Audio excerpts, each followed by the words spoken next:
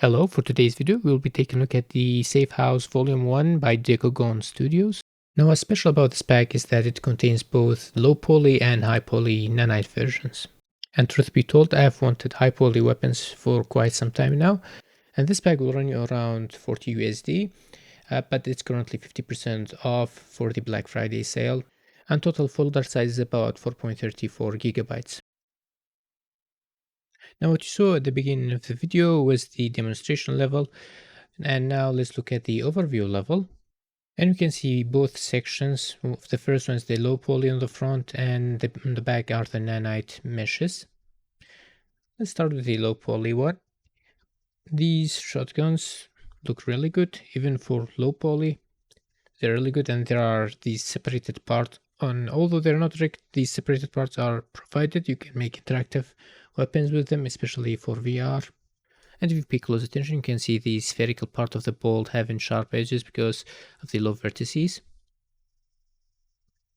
Looking at the barrel, it seems like it's closed, which I dislike, and it wasn't rifled for what's supposed to be a hunting rifle. This weapon, on the other hand, seems to be inspired by Mass 44. It has the clip and a magazine, separated parts. This one is kind of a shotgun, and there is the bullet shell there. Yeah, this one seems to be lever action rifle.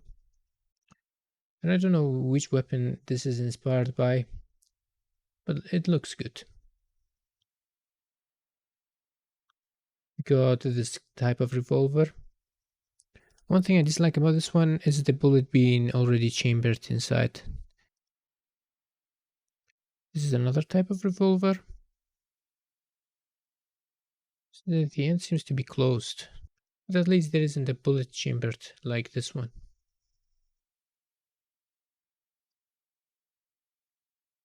Now there are these props, the gas mask, these boxes, some tapes, and these saves with 3 versions. This one having separated part, but we can see the pivot is wrong, so you cannot rotate it in the correct position. That's an easy fix.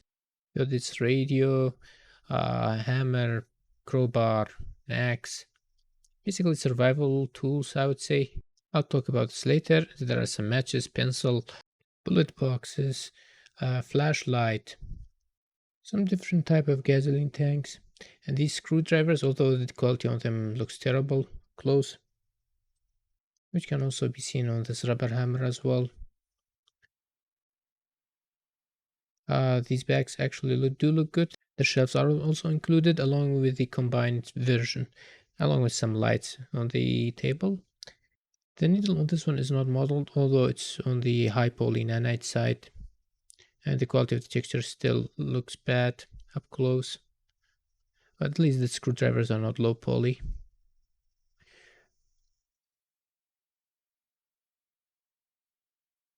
And you can see the bullets are rounded because of the vertices. The needle on this one is modeled. You can see the high poly weapons. Now, to make one thing clear, not all maps are still used on these models, because some parts would be too expensive to model. It will drive the vertices count way up. However, I'm going to talk about it even more in detail. But let's look at the high poly stuff. I mean, especially on rounded objects like the bullets, it's very obvious. You can see it on the screws.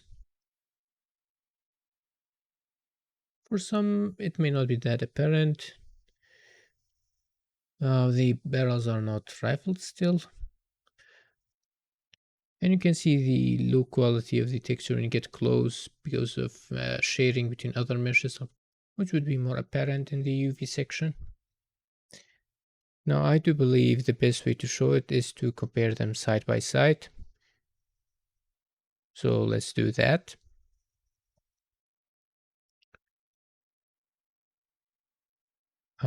It's probably more apparent in smaller details like these. You can see it being elevated, that pattern, and these screws. It's actually more obvious when you look at it up close. But still, even for the low poly, they still look really, really good. So it doesn't matter if you're on the high poly or low poly, they do look very good.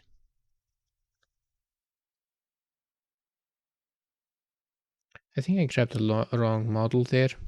So yeah, let's compare the combined part. You can see the like the screw or the thing there is protruded. On the low poly, it's not. Those are some of the parts. For this one, probably it would be the bolt sphere that I talked about, and you can see the difference between the wireframe.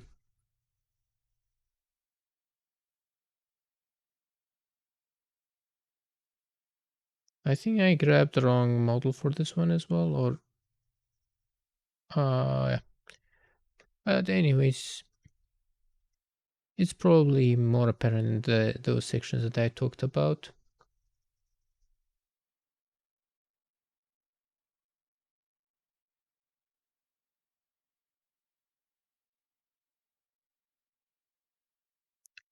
So yeah, from the lightning only view mode, you can see most of the time, not always. You can see this one is more it's not smooth as the curve as the high poly, and same goes for the handle.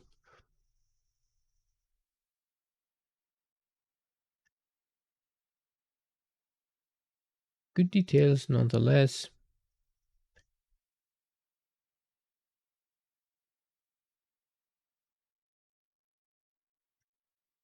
It's more apparent there.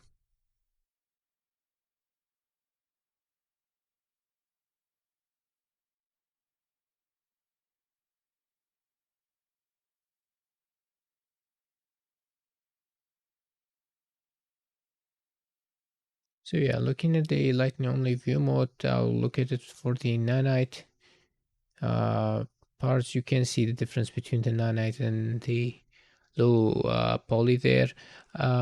Here we can see those little details. However, these are still normal maps.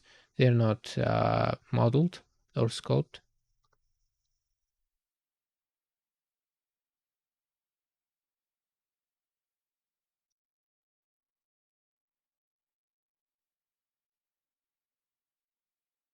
Let's disable normal map to see what difference does it make.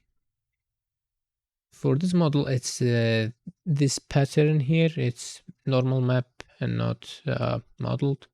For the others, they're mostly modeled, but on this one, it's a lot. So that's probably the reason why it was made into normal map instead. The collisions, they're not that good. I don't like them. They're not that accurate. They could have been better.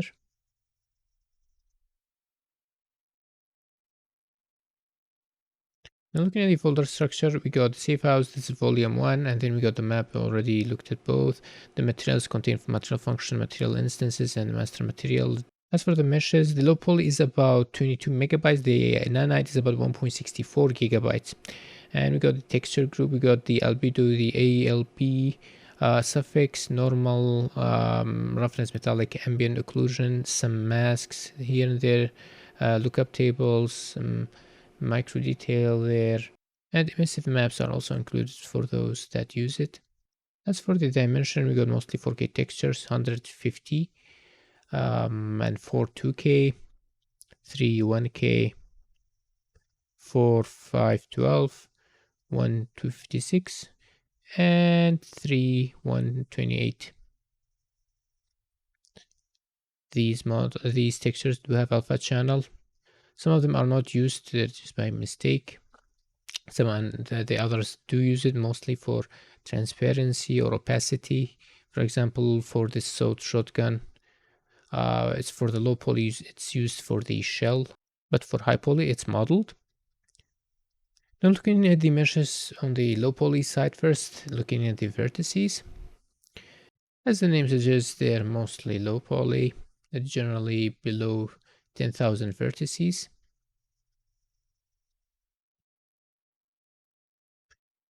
And they all have only one material. which will make you wonder about the translucency. The UV channel, there are some meshes that have these extra UV channels. I don't think they're being used, so they're just extras. And for the LODs, they do have LODs, about 4 each.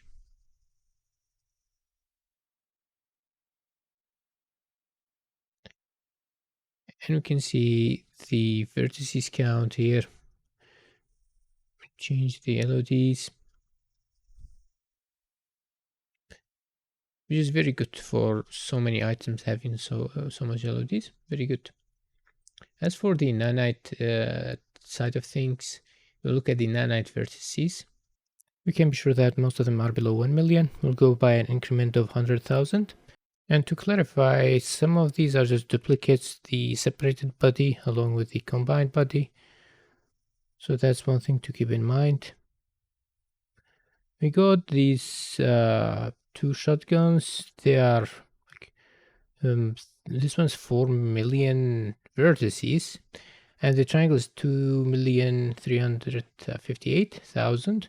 This is a lot. I mean, you cannot even see the individual vertices here. We don't have nano visualization in the static mesh editor, but there are LODs, but it cannot be shown easily. Let's look at the other parameters. For materials, still they are all one material, which is very good. The UV channel, kind of the same meshes, have more than a channel. As for the LODs, still 4 LODs each. One thing to be aware of is the vertices to triangle ratio should be less than 2:1, or it goes into a slower rendering path, or that's what the documentation say. To visualize the different LODs, we have to actually disable nanite to view them.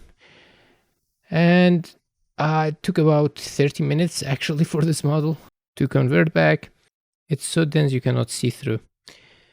This is for the LOD1, we can see it decreasing, but for the LOD4, we can see the ratio of the vertices that we talked about, it being 3:1. But you can see the details here decrease, especially on the pattern on here. If you want lighter mesh, you can use the other LODs, but they haven't been smooth. So each triangle has its own unique vertices. Now on to our next subject, which is the materials. We got 4 master materials. This is for the glass, although it's not being used. It's the first master material. Got lots of parameters. It's the second master material, and this is the post process. As for the material instances, there are 59, but that includes both the low poly and nanite versions, because most of them, as far as I have seen, have different UV, so they translate into different texture for the low poly versus the high poly. So let's start looking at the material for this gun. We got the texture parameters, the albedo, normal, and the roughness metallic ambient occlusion packed into one. We can disable each to look at the details. It's a good visualization method. Got the texture coordinates you can mess around with, or you can split them so you can tile the X and Y separately.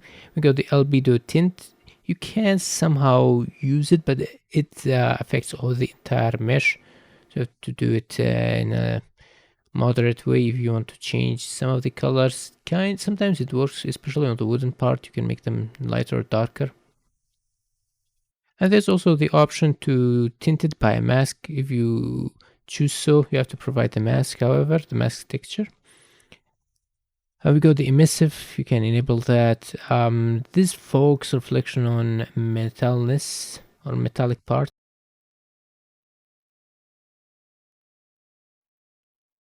I prefer to disable it. You have the option. We also have the cloth shading, it's not that useful. We got the dust. This is world aligned, so if you rotate the measure, it will change.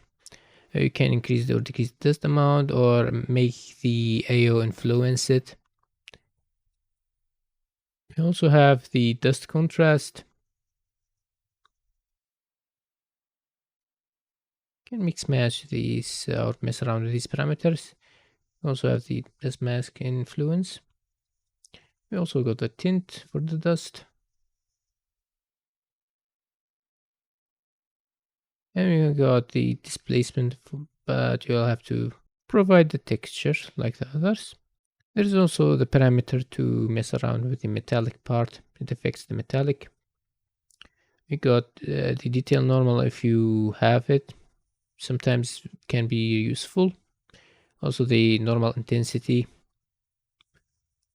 and two-sided normals. Although I don't think it affects it in this case. Also got in the opacity part, but this one doesn't use opacity, so I'll go into the roughness. You can change the multiply the roughness or the power of it.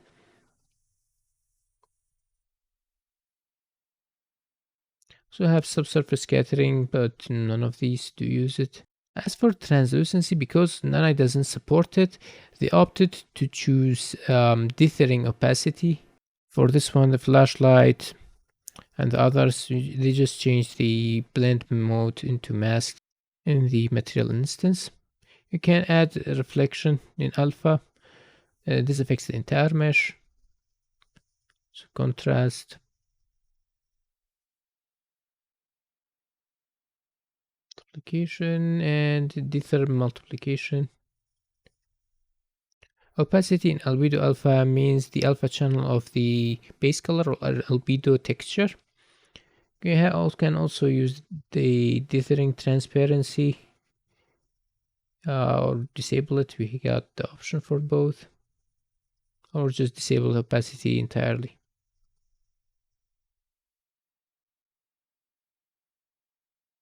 This is a clever way to go around the nanite limitation for translucency, and I think it's the only way. And we have emissive texture for this one. Obviously, we can change the color and we can change the emissive power of it. Subsurface scattering. There was another parameter here. Where was it? Yes, the add reflection to alpha gives you some options for reflections, but it's not that visible here, I guess.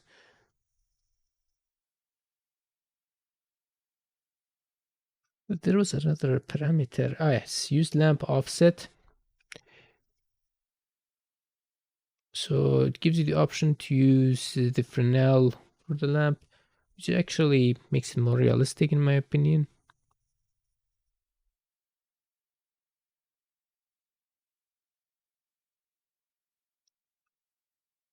If you disable opacity, you can see the wireframe. You have to go through it because that's also modeled, obviously.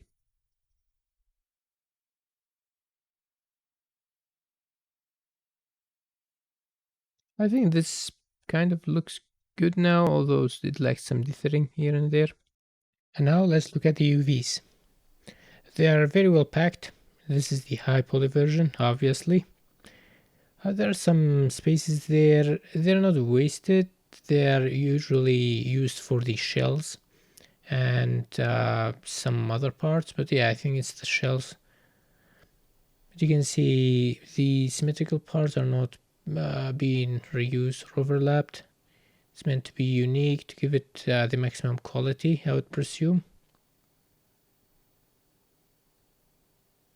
This is for the low poly, and you can see that they are textured in a different way because they have different UV structure. The same applies for the other weapons as well, because there is a difference between the low poly and high poly. For this part we cannot reuse it on both sides because there is a bolt there.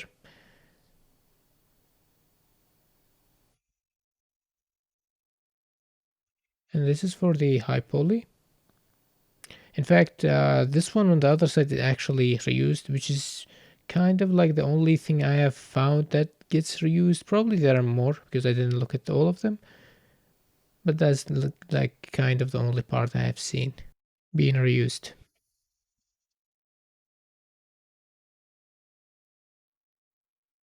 But yeah, this is kind of dedication to texture 2 different times. And of course, the textures that are being used on the low poly and high poly, they are different. I don't know why the texture is not being loaded for this one, but I doubt it's being reused.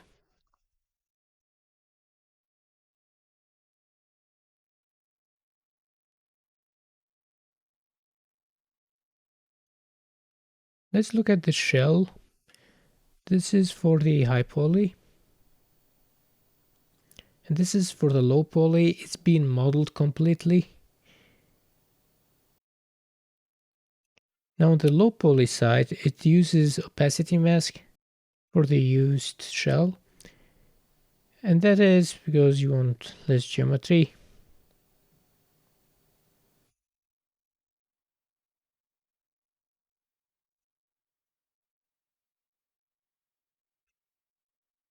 This is for the mask.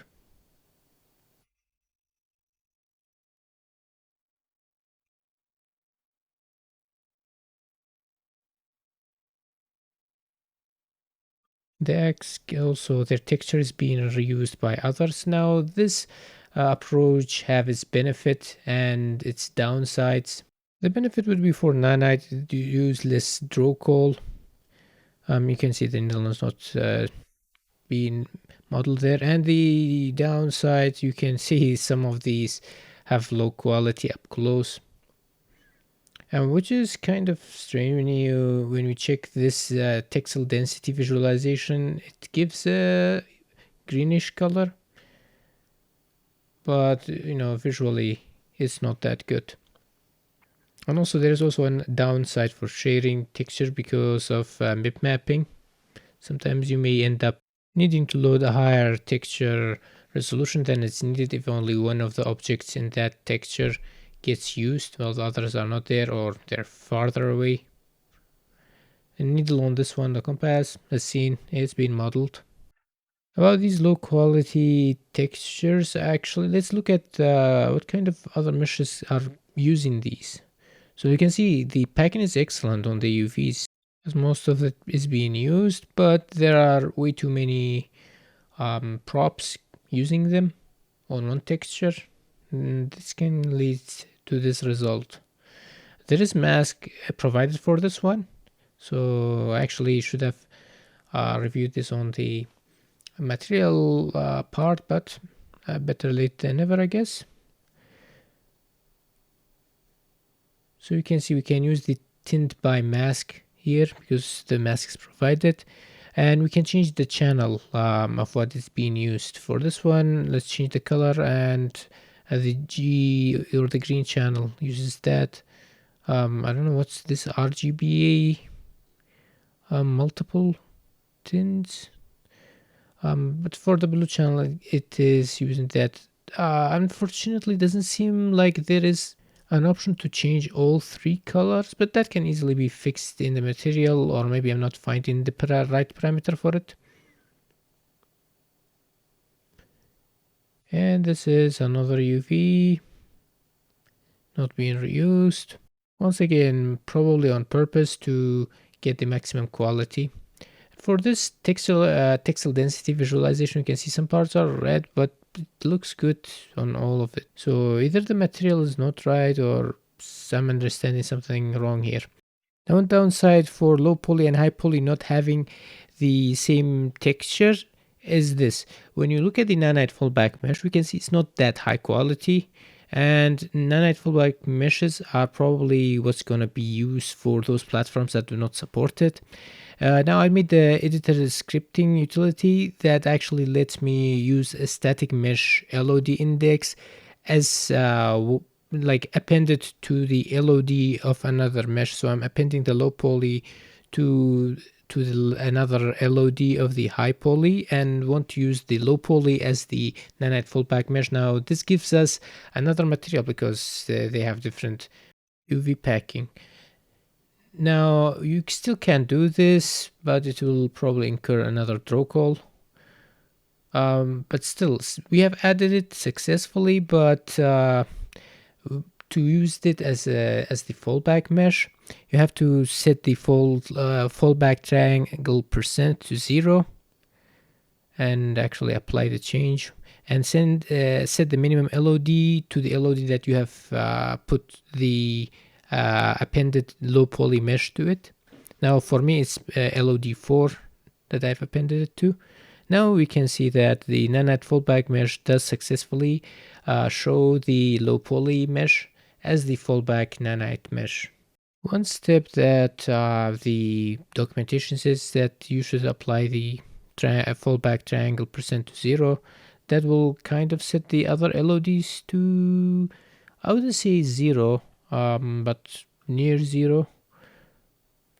And also, if you do this, don't forget to set the collision from LOD, because that's also a requirement if you want to use it for collision, for complex collision especially. In all honesty, I think this is a great pack. It contains both the Highpoly Nanite version and the Lowpoly. That just shows the dedication, and I think all other sellers should follow in their footstep in that department. Sure, it does increase the download size, but I blame the marketplace for not giving us the option to download which version where possible. I mean, for each mesh, they probably had to texture it twice, which is, like I said, shows the dedication. And let's be honest, I bought them mostly for the weapons, and they do look amazing. They do have LODs even on the Nanite meshes, and they did a fairly good job, especially on the translucency when they're using dithering. That's somewhat a smart way to overcome the limitation of Nanite. Also, the separated functional parts are provided for the gun, so if someone wants to rig them, it should be much easier, or use them for an interactive VR experience. That's also an option. They do have excellent UV packing, along with many material customization. On the downsides, some of the meshes have low textile density, I mean, like the rubber hammer, especially on the handle, and some of them, the others. The meshes have been divided into low poly and high poly folders, but the textures have not. Same goes for the material, but there is that underscore NN, which means nanite, that can easily be filtered out. Some of the pivots on few meshes, like the safe door, and there was like a box that I have noticed they were not correct. However, on the weapon parts, they are correct. Speaking of them, there are no blueprints provided, with the separated parts being combined into a single mesh using the static mesh component, each with their correct location, which can save some time. UV is not being reused much. I can somewhat understand it for the weapons. They probably went for the higher quality instead of saving texture space. Most of the meshes share the same texture. It has its own ups and downs. Like I mentioned, with Nanite you want less material to decrease draw calls.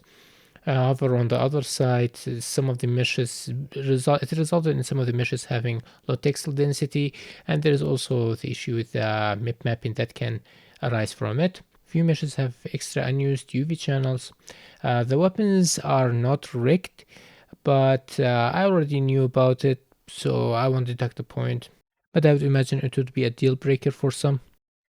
And about the high poly weapons themselves, I saw one of them having a ratio of vertices to triangles more than 2 to 1.